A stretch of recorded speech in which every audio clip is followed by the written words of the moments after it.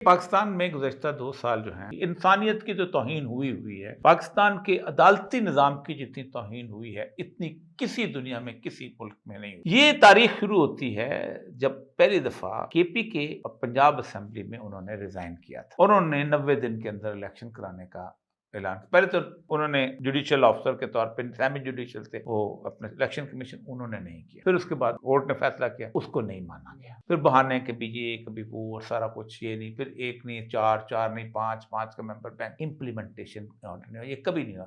Supreme court کو order نہ مانا جائے، یہ کبھی نہیں ہوا۔ پھر اس کے بعد ایک تاریخ شروع ہو گئی سپریم کورٹ کے ایسے آرڈروں کو ماننے کے لیے۔ عدالت جو ہے اس وقت، میں یہ سمجھتا ہوں آج جو کچھ 26ویں ترمیم کے اوپر جو میں نے دیکھی ہے، بحث دیکھی ہے، مجھے لگتا ہے کہ وہ برف پگھل چکی ہے، کیونکہ اب یہ ہے کہ اب مطلب صرف 1 مہینہ رہ گیا نا ان کا امین الدین خان کے ریٹائر ہونے، اور 1 مہینے تک 27ویں آئینی ترمیم اگر پاس نہیں ہوتی، اس کے باوجود بھی کوئی شخص بھی ایک بات یاد رکھے، جو پبلک آفس کے اندر امپورٹنٹ ہوتا ہے، وہ نہیں چاہتا کہ اس کا باپ، اس کا اولاد جو ہے اس کا نام لینے سے شرمندہ ہو۔ میں نے کئی دفعہ کہا ہے کہ جسٹس منیر کے بچے یہیں لاہور میں گھومتے ہیں پوتے ہوتے، کبھی کسی نے نام لیا ہے میں جسٹس منیر کا بیٹا؟ یہ اس کے بیٹے جو ہیں، جو غلام احمد کے بیٹے یہیں گھومتے پھرے، نام لیا۔ یحییٰ خان کا بیٹا علی جو تھا یہاں یہیں ہوتا تھا، کبھی کسی نے کہا یحییٰ خان میں یحییٰ خان کا بیٹا؟